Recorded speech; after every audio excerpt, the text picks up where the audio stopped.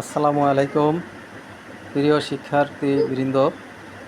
Office management 2024 HSC BM শাখার BM এবং BMT শাখার যে প্রশ্নগুলো 2024 সালে আসতে পারে সেই সাজেশনগুলো আমি তোমাদের দিচ্ছি।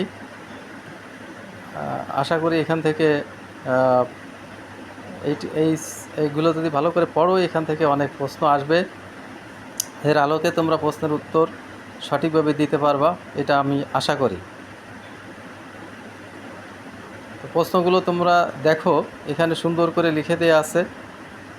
তারপর আমি তোমাদের একটু সহযোগিতা করতেছি, আমি পড়ে শোনাচ্ছি। 1 নম্বরে দেখো, অফিস বলতে কি বুঝো? অফিসের কার্যাবলী আলোচনা করো।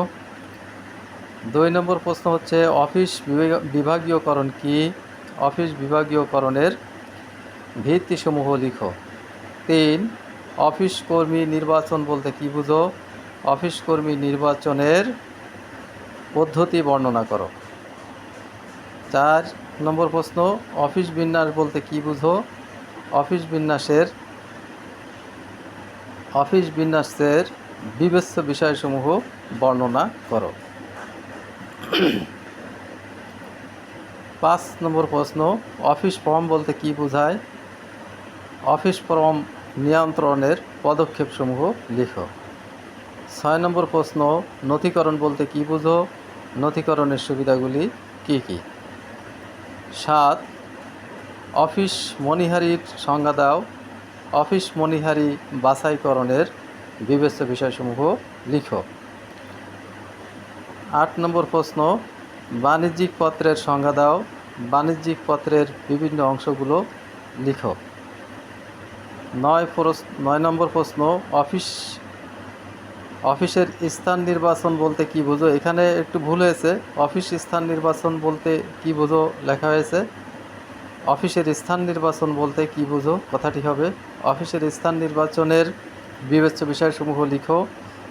10 নম্বর প্রশ্ন, অফিস সচিব কে? অর্থাৎ অফিস সচিব বলতে কি বোঝো আর কি। অফিস সচিবের দায়িত্ব ও কর্তব্য লিখো। 11 নম্বর প্রশ্ন, অফিস পরিবেশের সংজ্ঞা দাও। অফিস পরিবেশ সুন্দর রাখার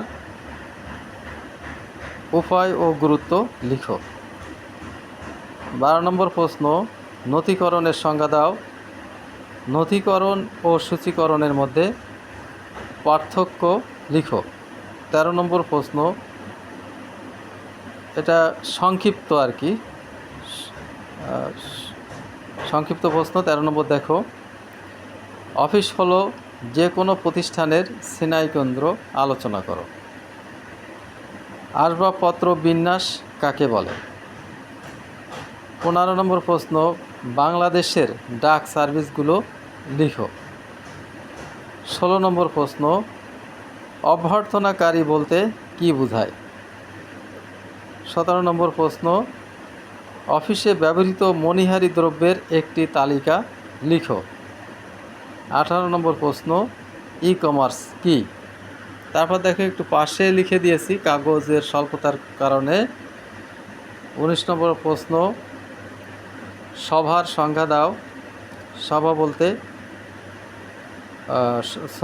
সভার সংজ্ঞা দাও, তার মানে সভা বলতে কি বোঝায়?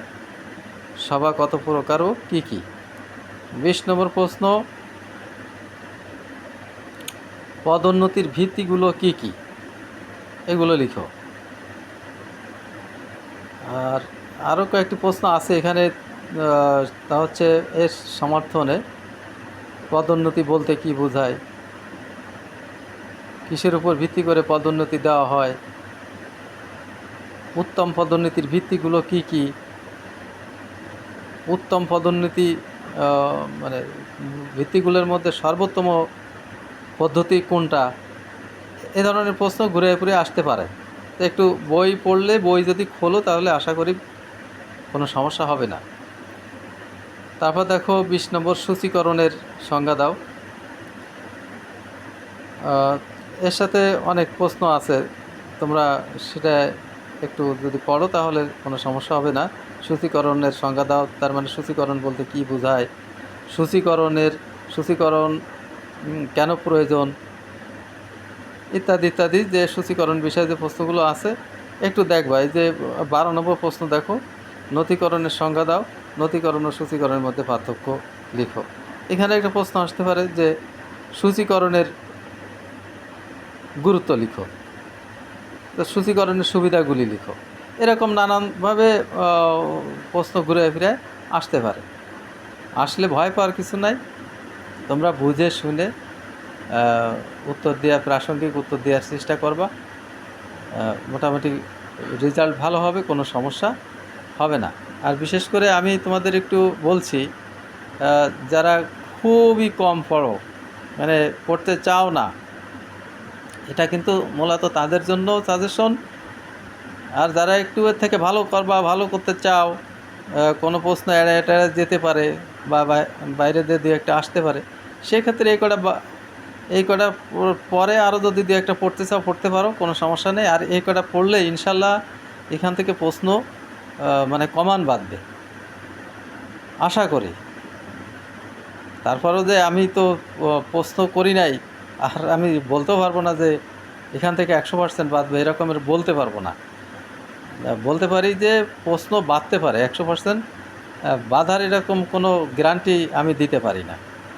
কাজেই এখানে শুধু খুবই গুরুত্বপূর্ণ প্রশ্ন যেগুলো পরীক্ষায় বারবার এসেছে, শুধুমাত্র আমি সেই প্রশ্নগুলো এখানে দিয়েছি। কাজেই তোমরা এই প্রশ্নগুলো বাদ দিয়ে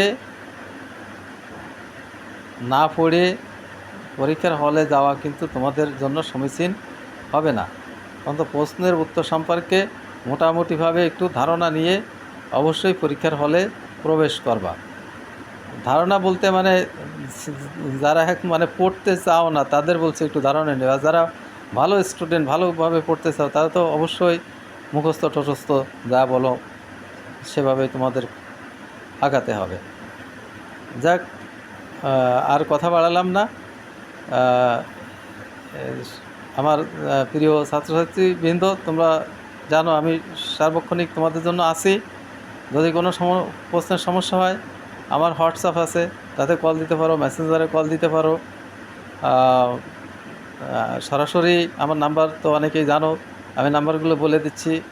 0177, আমার নাম্বারটা বলছি শোনো, মোবাইল নাম্বার যেটা আর কি, আমার একটা নাম্বার বলি, 0177 5270 48, 0177 5270 48। বাংলা ইংরেজি মিশিয়ে বললাম, মনে কিছু করে না। যাও, এটা বুঝতে তোমরা অবশ্যই পেরেছো। এখন আমি শেষ করছি। আল্লাহ হাফেজ, আসসালামু আলাইকুম।